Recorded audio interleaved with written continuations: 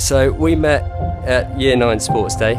We actually were in the same ballet school when we were much younger, but I still remember your smile and full of energy from that first day in Sports Day that we met, and you haven't changed at all.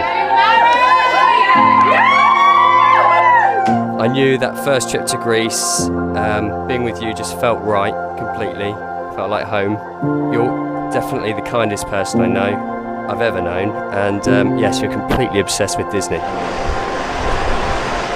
I'll be right there in Florida with you, wearing Mickey ears, because seeing you smile makes it all worth it. I promise to be by your side, to laugh with you, support you, just like you have done with me.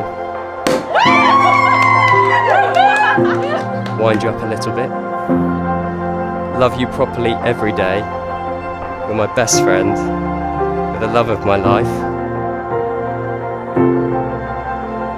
And I can't wait for everything that's still to come.